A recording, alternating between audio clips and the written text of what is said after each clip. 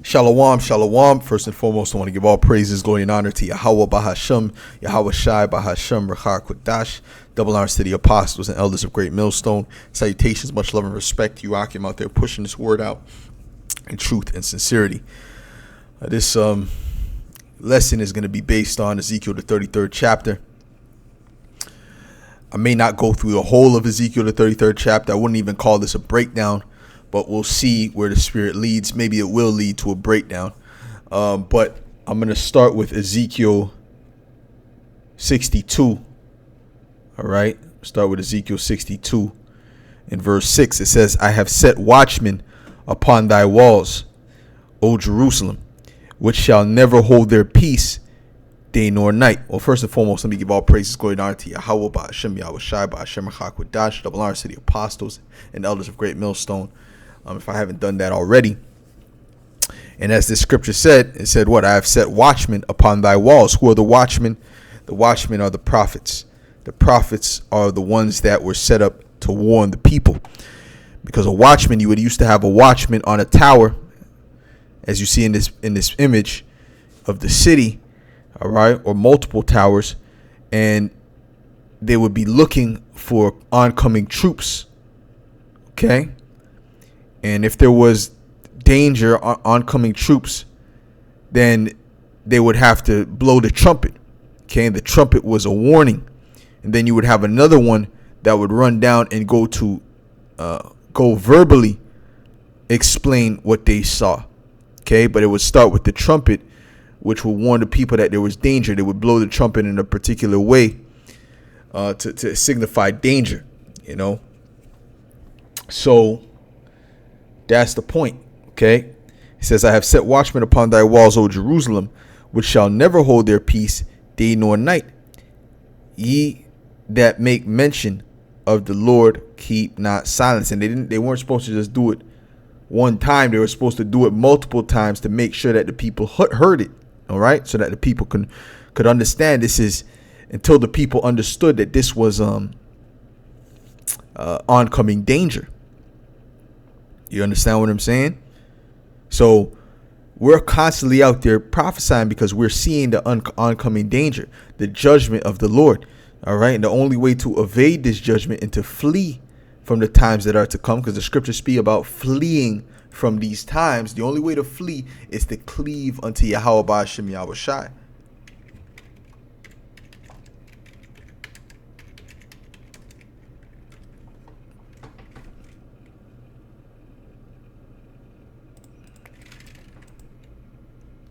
Hold on, give me 1 second.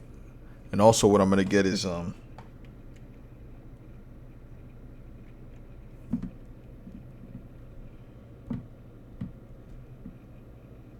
of fact, let me get this first. Let's come here.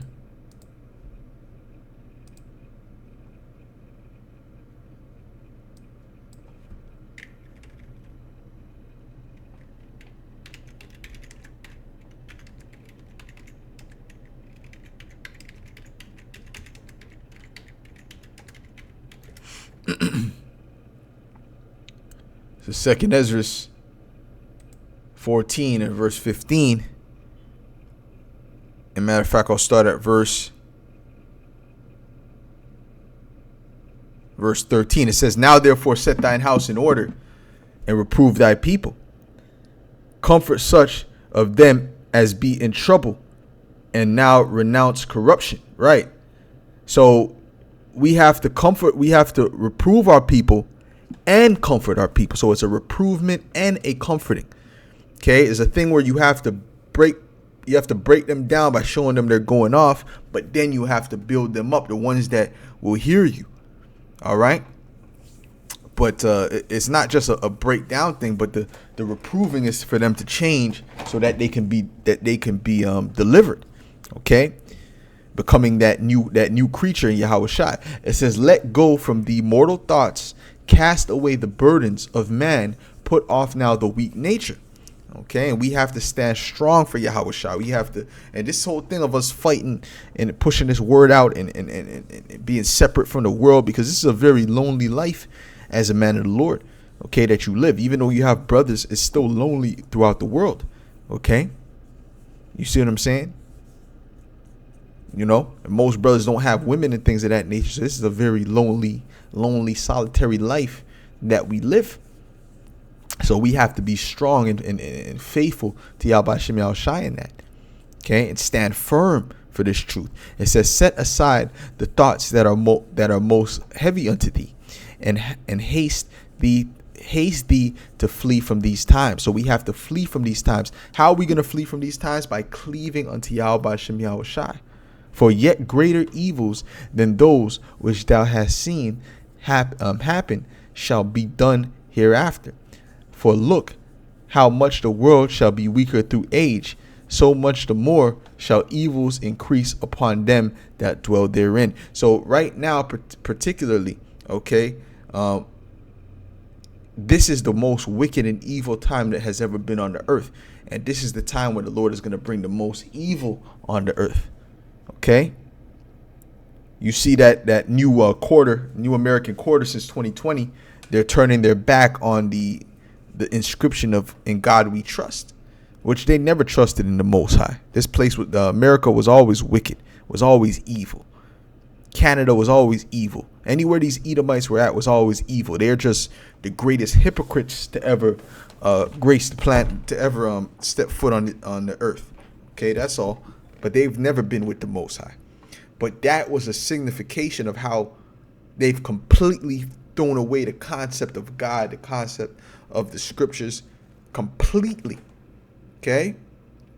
So now they're going completely against it.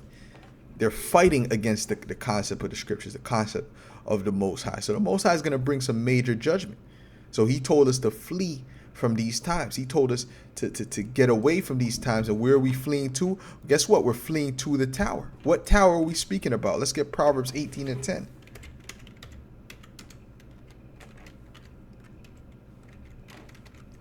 Oh, excuse me. Just think,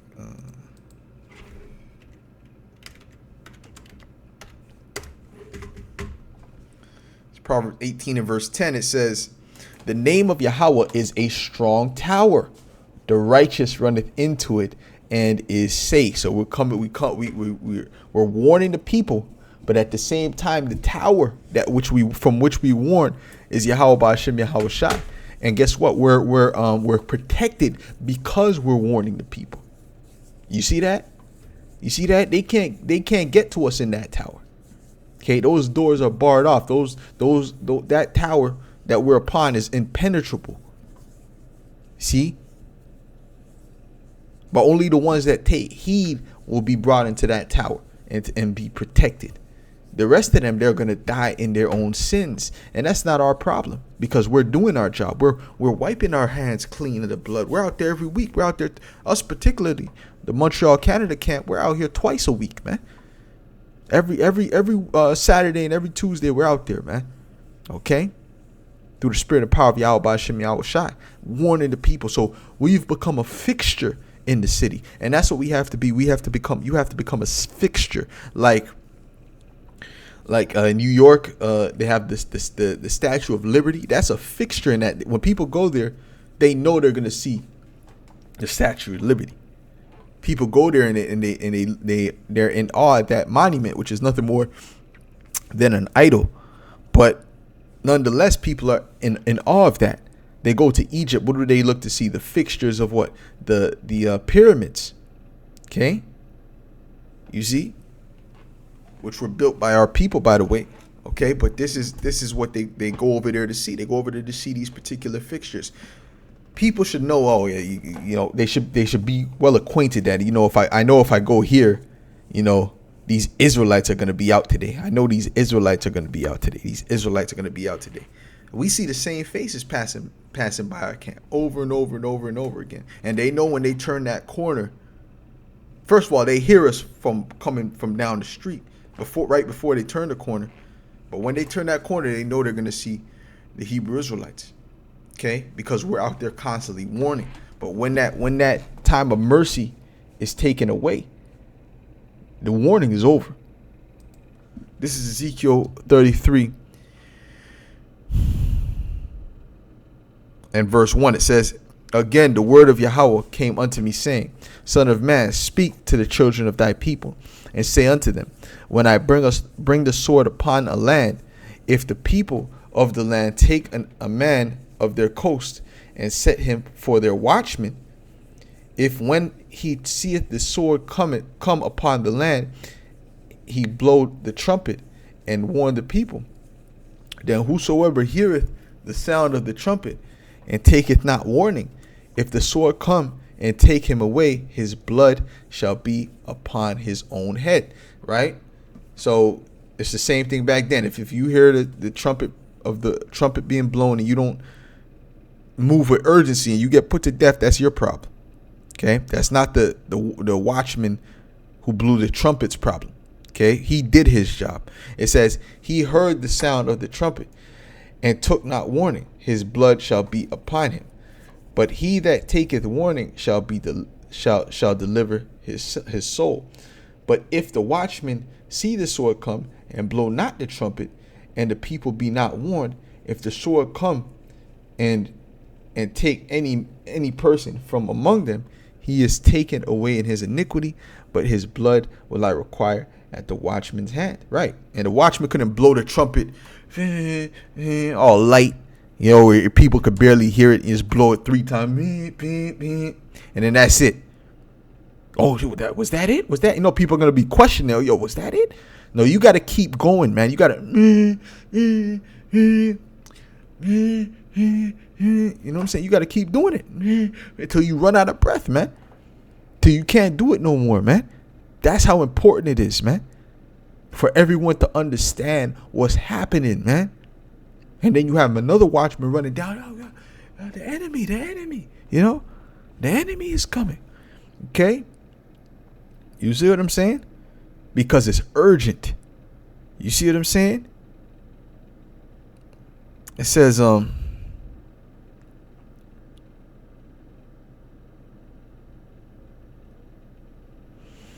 if the watchman see the sword come and blow not the trumpet, and the people be not warned, if the sword come and take any person from among them, even one person die from it, okay, he is taken away in his iniquity, because that blood, he's responsible for that blood.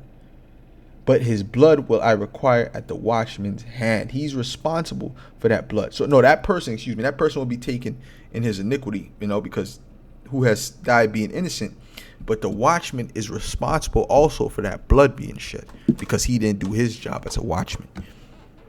That's dealing with the actual office of a watchman in the ancient world. But the same thing applies to the men that know this truth, that hear this truth and decide to hide it in a napkin because they're too cowardly to go out and proclaim this truth. And they're not on fire for this truth, as in to be consistent. They'll do it for a little bit, and 2 months they're off, 3 months they're off, 5 months, whatever. It doesn't matter. That's off. Okay? We have to constantly be blowing this trumpet because it's urgent, man. It's the urgency of this thing. It says, so thou, O son of man, I have set thee a watchman unto the house of Israel. Therefore thou shalt hear the word at my mouth and warn them from me. Okay? When I say unto the wicked, O wicked man, thou shalt surely die. If thou dost not speak to warn the wicked from his way, that wicked man shall die in his iniquity, but his blood will I require at thine hand. Nevertheless, if thou warn the wicked of his way to turn from it, if he do not turn from his way, he shall die in his iniquity, but thou hast delivered thy soul. Point blank, period. And we're looking to deliver our souls. So when we come out there and teach these people, it's not even just for them, it's for us as well, so that we can wipe our first and foremost is for us, okay, so that we can be in the good grace of Yahweh Hashem Yahushai, okay, for when that judgment comes. But everyone else that's not sighing and crying, as it says in Ezekiel 9, all right, that's not sighing and crying and warning the people, okay, that blood is on your hands when they get put to death. Okay. So anyways, I want to make this quick. I have to get going. I have a couple of things I have to do. So I'm going to make this one quick. And with that, I'll say shalom.